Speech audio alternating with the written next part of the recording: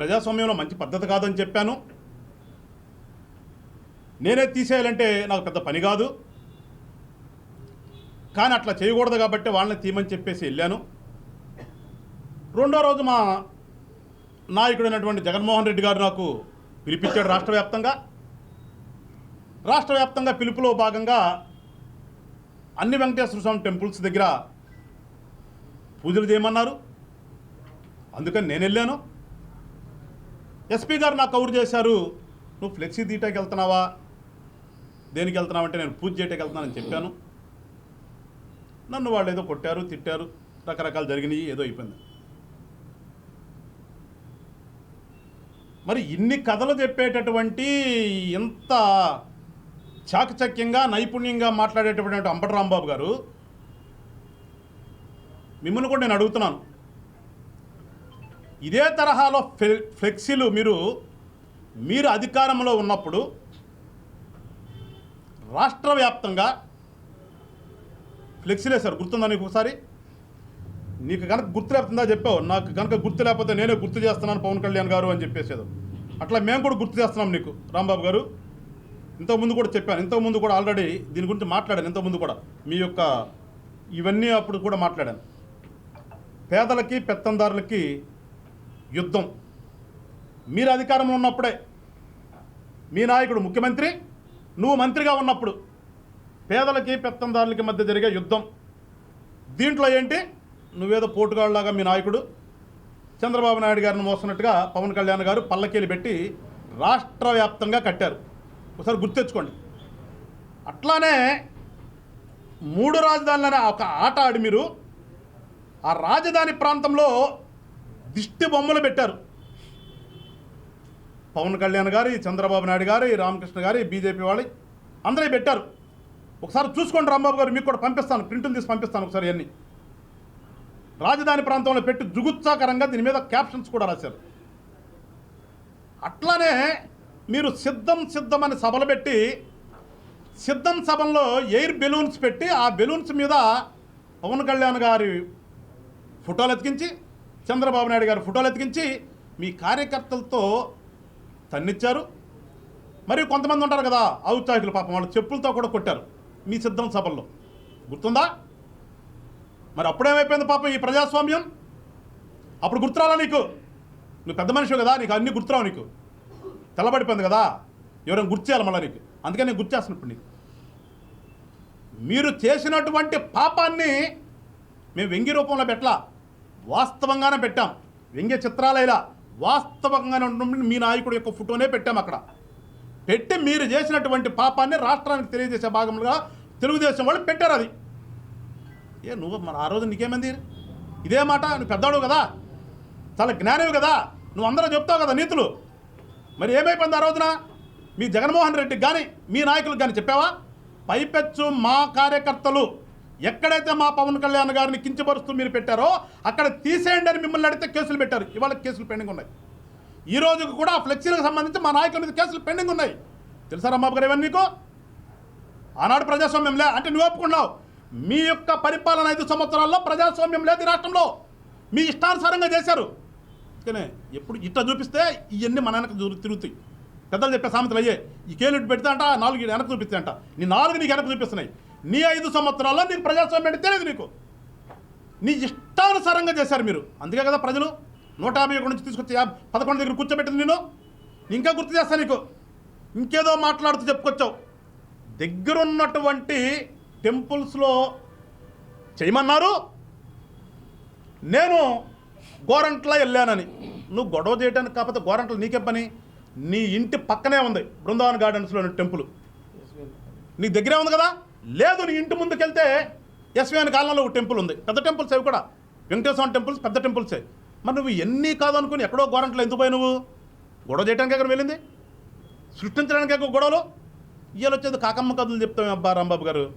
అంటే నువ్వేదో చెప్పంగానే తెల్లబొచ్చాడు అయిపోయావు కాబట్టి నేను పెద్దరకి కింద లెక్కేసుకుని ఏదో ఒక మహర్షిలాగా నిన్ను అనుకుని నేను నమ్మేస్తారేనా? అది నిన్ను ఎట్లా నమ్ముతారు అసలు? నిన్ను నమ్మే రోజు ఏనాడు పోనీ కదా రాంబాబు గారు. కానీ మాట్లాడే ముందు ఏదైనా సరే నేను చెప్పిందే పరమావధి, నేను చెప్పిందే వాస్తవం, ఎదుటోళ్ళు మాట్లాడే ఎన్ని కూడా అవాస్తవాలు అని ఏదో దీర్ఘాలు సటైరిక్గా మాట్లాడితే రాంబాబు గారు మిమ్మల్ని ఎవరు నమ్మరయ్యాలా? మిమ్మల్ని వాళ్ళ రాష్ట్రంలో అయ్యో పాపం అన్నటువంటి ఒక్క వ్యక్తి ఉన్నాడా? నాకు తెలిసి మీ పార్టీలో కూడా లేరు. మీ పార్టీలో ఉన్నటువంటి నీ యొక్క నాయకుడైనటువంటి జగన్మోహన్ రెడ్డి దగ్గర నుంచి కూడా నాకు తెలిసి నవ్వుకుండా ఉంటారు. నీ మీద జరిగిన దాడికి మేమెవరు మాకు ఖండించాల్సింది, నీ మీద జరిగిన దాడికి మీ నాయకులే నవ్వుకుంటూ ఉంటారు. మళ్ళా చెప్తున్నా, ఎప్పుడూ కూడా పవన్ కళ్యాణ్ గారు దాడులు చేయమనే సంస్కృతి కాదు. దాడులు ఎప్పుడూ ఖండిస్తాం మేము. ఎక్కడా కూడా దాడి జరగకూడదు ప్రజాస్వామ్యంలో అనే మేము చెప్తాం. కానీ నువ్వేదో మాట్లాడుకుంటూ వస్తున్నావు. పవన్ కళ్యాణ్ గారు ఏదో అన్నారు, నువ్వేదో మీరు పిచ్చి పిచ్చి మాటలు మాట్లాడితే దాడులు చేయరా అన్నారు. ఇదేనా నువ్వు డిప్యూటీ సీఎం కూడా చెప్పాల్సిందే అంటావు? గుర్తుందా నీకు రాంబాబు గారు? గుర్తుందా నీకు? మీరు అధికారంలో ఉన్నప్పుడు ఏమేం మాట్లాడారా మీరు పవన్ కళ్యాణ్ గారి గురించి? ఆ రోజు గుర్తురాలేదు ఇవన్నీ నీకు? ఆ రోజు గుర్తురాలేదా? ఏదో పైపై చెప్పొచ్చో ఏదో. పవన్ కళ్యాణ్ గారు మీరు మాట్లాడలేదా?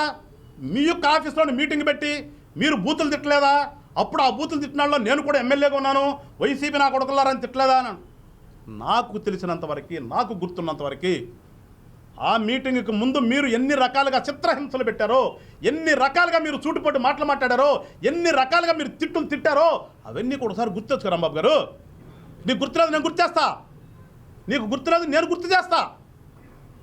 కాకినాడ సాక్షిగా ఒక పక్కన మీ ఎమ్మెల్యే చంద్రశేఖర్ రెడ్డి, ఒక పక్కన మీ ఎంపీ వంగ గీత, మీ నాయకులందరిని పెట్టుకుని ఒక పెద్ద వ్యాన్ ఎక్కి మళ్ళీ కింద నుంచి తినపడదామని పెద్ద వ్యాన్లో నుంచి మీ చంద్రశేఖర్ రెడ్డి ఆ రోజున కాకినాడ సాక్షిగా ఏం మాట్లాడాడు పవన్ కళ్యాణ్ గురించి?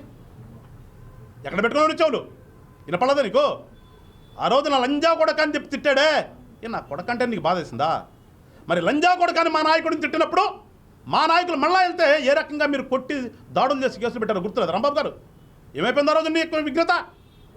ఏమైపోయింది ఆ రోజు చెప్పావు నువ్వు ఎవరికన్నా? అరే మీరు తిట్టడం పద్ధతి కాదురా, నా కులపాడు పవన్ కళ్యాణ్ తిట్టొద్దని ఎప్పుడన్నా చెప్పా? మాట్లాడావు నువ్వు ఎప్పుడన్నా? ఇయ్యలేదు నీకు కులం గుర్తొచ్చిందా? ఇయ్యాల కులం గుర్తొచ్చిందా నీకు?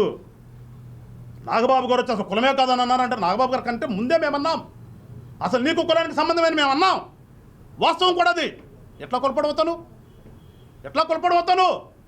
ఓ పక్కన నీ సొక్కా మీద ఏమైనా ఎవ్వడు చేసుకోడు, ఒక పెద్ద ఫోటో పెట్టుకున్నావు జగన్మోహన్ రెడ్డిది. అదేమిటో నాకు 68 సంవత్సరాలు, నేను 89 నుంచి ఎమ్మెల్యే అయ్యాను, రాజకీయాలు అంటున్నావు. మరి ఎక్కడ చూడలే నేను, ఏ రాజకీయ నాయకుడిని చూడాల, ప్రపంచంలో చూడాల, రాష్ట్రం కదా ఎక్కడ చూడాల. ఒక రాజకీయ నాయకుడు ఇంకో రాజకీయ నాయకుడు యొక్క ఫోటోని షర్టుల మీద అతికించుకుని తిరిగేవాడిని నిన్నే చూస్తున్నాం. ఎట్లా అవుతావు? ఏ రకంగా అవుతావు? ఏ రకంగా కొలపడవుతావు? కాదని నువ్వే చెప్పావు కదా. ఇవాళ కుక్క అంటాం కాదు, నువ్వు ఇంతకుముందే కుక్క అన్నావు నాకు తెలుసు. నేను జగన్మోహన్ రెడ్డి ఇంటి దగ్గర కుక్కనే, అతనికి బానిసనే అన్నావు. మరి ఎట్లా అవుతావు? వెళ్ళను ఎట్లా కులం నీకు ఇప్పుడు గుర్తొస్తుంది నీకు?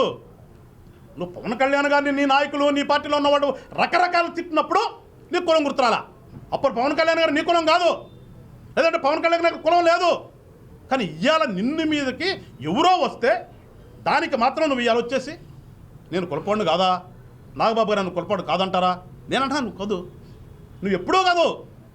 నువ్వు ఎప్పుడైతే 89లో రేపలలో గెలిచి ఆ రోజున నీ ఇంట్లో నీ కులస్తుండే వేరే వాళ్ళు చంపితే నువ్వు పారిపోయి వచ్చావో రేపల నుంచి, ఆ రోజే నిన్ను కులం వెలివేసింది. నిన్ను ఆ రోజే నిన్ను రేపలలో కులం వెలివేసింది. నిన్ను ఆ రోజే నువ్వు భయపడి పారిపోయి వచ్చేవాళ్ళు ఏదో పెడుతున్నావు, ఏదో మాట్లాడితే ఇది ఒకటి నేర్చుకొచ్చాడు, తగ్గేది లేదని. ఏం తగ్గేది? ఏమో నీకు ఎంత భయమో మాకు తెలీదా? నీ గుండ్రాలు తెలియదేమో, లేకపోతే నీ నాయకుడు తెలుద్దాం. నువ్వు ఎంత పిరికాడువో రేపల్లలో పుట్టి పెరిగినటువంటి మాకు తెలుసు. మాకు తెలుసు నువ్వు పిరివగాడువో బలవంతుడువో నువ్వేంటో నాకు తెలుసు. నాకు నువ్వు వచ్చి ఇక్కడికి వచ్చి చెప్తావేంటి? నువ్వు ఆ రోజునే చచ్చిపోయావు కులంలో. ఆ రోజునే రేపల్ల వాళ్ళు నిన్ను ఎలివేస్తే నువ్వు ఇక్కడికి వచ్చేసి ఇక్కడి నుంచి వెళ్ళిపోయి సత్తినపల్లిలో నుంచి గుంటూరులో కాపురం పెట్టినాడు. నువ్వు వచ్చి ఇవాళ నేను కులపండు కాదంటే మళ్ళా చెప్తున్నాను, నీకు కాపు కులానికి సంబంధం లేదు. నువ్వు ఎవరి దగ్గరికో పోయావు, అరువు పోయావు. అరువు పోయినటువంటి నువ్వే ఒప్పుకున్నావు కింద కూడా. నా ఇంట్లో 8 మంది ఉన్నాం, 8 మందిలో మేము 6 కాపులమి అంటే ఇద్దరు ఎవరు మరి నువ్వు ఎట్ట కాపులు అవుతాడు? మరి నువ్వే చెప్తున్నావు కదా, 8 మందిలో మేము 6 మేను 2 కాదని చెప్తున్నావు కదా. మరి నువ్వు ఎప్పుడో సంక్రమం అయిపోయినాడు. నువ్వు ఎట్లా కుదురుతుందో అక్కడ మాకు. అందుకని కులాల ప్రస్తావన వద్దు ఇక్కడ. నువ్వు ఒక రాజకీయ నాయకుడిగా మాట్లాడు, మేము కూడా రాజకీయ నాయకుడిగా మాట్లాడతాం. మేము ఎప్పుడు కూడా మా పవన్ కళ్యాణ్ గారు మీరు ఎంతలో క్రిటిసైజ్ చేసినా, మీరు లకారాలు పెట్టినా, మీరు తిట్టినా, దూషించినా కానీ నన్ను కులం సపోర్ట్ చేయండి అన్న మాట మా నాయకుడు నోటంటే ఏనాడు రాలా. చూపిస్తున్నదిగా మాకు సిద్ధాంతాలు ఉన్నాయి. అక్కడ కులాల ప్రస్తావన లేని, మతాల ప్రస్తావన లేని రాజకీయాలు చేయాలని చెప్పేసి పవన్ కళ్యాణ్ గారు 7 సిద్ధాంతాలు పెట్టుకున్నటువంటి పార్టీ మాది. ఏమో సిద్ధాంతం లేనటువంటి పార్టీలో ఉన్నటువంటి నువ్వు వచ్చి పవన్ కళ్యాణ్ గారి గురించి మాట్లాడేటటువంటి నైతిక హక్కు కానీ అసలు ఆ ధైర్యం ఎక్కడది నీకు? మేము స్వచ్ఛంగా ఉన్నాం. ఇప్పుడు కూడా రాజకీయాలంటే కుల మతాలకు అతీతంగా మనుషులను మనుషులుగా గౌరవిస్తూ ప్రజాస్వామ్యంలో ప్రజాస్వామ్యంగా చేయాలని చెప్పేసి ఒక రాజకీయాల మార్పు తీసుకొద్దామని ఒక ఆలోచనతో పార్టీ పెట్టినటువంటి వ్యక్తి పవన్ కళ్యాణ్ గారు. నువ్వు వచ్చేసి మాట్లాడితే పవన్ కళ్యాణ్ గారిని ఇష్టం వచ్చినట్టుగా మాట్లాడినటువంటి నువ్వు ఇప్పుడు మాట్లాడతావు వచ్చి. అదేమంటే ముద్రగడ్డ గారు ఏదో చేశాడు, ముద్రగడ్డ గారికి అన్యాయం జరిగినప్పుడు నేను వెళ్ళాను, నేను కులం కోసం గొంతెత్తాను. ఎప్పుడైతే అంటారా బాబు నువ్వు కులం కోసం? ఏనాడు కులం కోసం గొంతెత్తావు నువ్వు? నీ నాయకుడు మేము రిజర్వేషన్ శివం కాపులు కన్నప్పుడు కూడా నువ్వు వెనకాల మాట్లాడేది ఏంటి అంటావు? ఏదైనా అవసరమైతే చూద్దామనే మాట మాట్లాడావు నువ్వు ఎప్పుడన్నా? ఏ రోజు మాట్లాడదా నువ్వు మాట్లాడితే నువ్వు చేసి కోటి చేస్తున్నావు ముద్రగడ్డ అనేది. అతను ఆల్రెడీ రెడ్డిలో గెలిచిపోయాడు, కులం మార్చుకున్నాడు, గదిచ్చి కూడా చేశాడు. ఆ ముద్రగడ్డ రెడ్డిని తీసుకొచ్చి నువ్వు ఆయన సరిపోతూ ఉంటే నేనేది వెళ్ళాను. మీరిద్దరూ ఒకటే కాబట్టి, మీరిద్దరూ ఆ జగన్మోహన్ రెడ్డికి ఊడికం చేస్తాను కాబట్టి నువ్వు పోయేవాడికి మేము ఎందుకు వస్తాం? మాకేం పని? ఏం చేసావు కాపుల కోసం అంటున్నాను నువ్వు? నేను మళ్ళా చెప్తున్నా, నీ ఇంట్లో ఒక కాపుల కుర్రాన్ని చంపితే పారిపోయినటువంటి నువ్వు ఇవాళ తగ్గేదే లేదు, నాకు సావు అంటే భయం లేదు, నేను సావుకి ఎదురెళ్తాను. ఇన్ని వద్దబ్బా. రాజకీయంగానే ఎదుర్కొనే దమ్ముందా లేదో చెప్పది. ఇక్కడ కులాల ప్రస్తావన వద్దు, పవన్ కళ్యాణ్ గారి నుంచి వద్దు. నువ్వు పవన్ కళ్యాణ్ గారి నుంచి మాట్లాడేటటువంటి అర్హత లేనివాడు వ్యక్తివి నువ్వు, మొదటవాడు నువ్వు మీ పార్టీలో. నువ్వు వచ్చి వాళ్ళ కులం గుర్తు వచ్చి నీకు కులం గురించి మాట్లాడతాను. ఎప్పుడైనా మాట్లాడావు మరి బీసీ రిజర్వేషన్ గురించి? అసలు ఎందుకు పోయిన గవర్నమెంట్లో ఈడబ్ల్యూఎస్ కింద ఉన్నటువంటి 5% 10%లో 5% బీసీలు చేయడానికి ఇప్పుడు కుదరట్లేదు కాబట్టి 5% మేము ఇస్తామని ఒక యాక్ట్ చేస్తే ఆ యాక్ట్ని ఏం చేశారు మీరు? వచ్చి ఆ యాక్ట్ని ఇంప్లిమెంట్ చేశారు మీరు. యాక్ట్ని రిపీల్ చేసి పక్కన పెడతారు కదా. మరి ఇంకేంటారు బాబు నీకు కాపుల మీద గౌరవం ఉందా నీకు? కులం కోసం నువ్వు ఏం పోరాడావు? నువ్వు మాట్లాడావు మరి జగన్మోహన్ రెడ్డి చెప్పి అదేంటబ్బా నువ్వు ఇంత పెద్ద సమాజంలో ఇంత పెద్ద కులం ఉందా మాకు? ఒక 5% ఇచ్చారు కదా, 5% ఉంచుదామని చెప్పేసి అసెంబ్లీలో మాట్లాడావు నువ్వు తీసేస్తున్నప్పుడు. ఇతనంట ఏదో కాపుల కోసం ఏదో యుద్ధాలు చేశాడంట, కాపుల కోసం గొంతెత్తా అంట, కాపుల కోసం పోరాటం చేశాడంట. ఎవడు నమ్ముతాడు నిన్ను? ఎవడు నమ్ముతాడు నిన్ను? నీ గురించి తెలియదా మాకు? ఎట్లా నమ్ముతావు అనుకుంటున్నావు? ఇవాళ వచ్చేసి నువ్వు చెప్తావు కాపుల గురించి, కాపులు అంటావు. అసలు కాపుల ప్రస్తావన కాదు అర్థం చేసుకోవాలి రాష్ట్రం ప్రజలందరూ కూడా.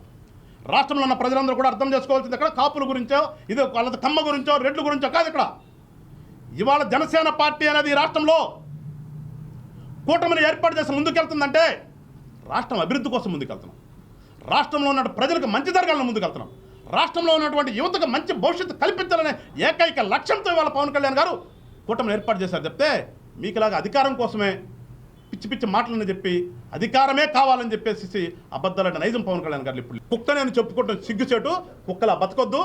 మేము కూడా నువ్వు అన్నదానికి నువ్వు కుక్కలా ఫీల్ అవుతున్నావు, కానీ మేము ఇక్కడికి కూడా ఇంకా కూడా రాంబాబు అంటే మనిషి అనుకుంటున్నాం కాబట్టి మనిషిలాగా బ్రతకటానికి ప్రయత్నం చేయని చెప్పేసి నీకు హితవు పలుకుతూ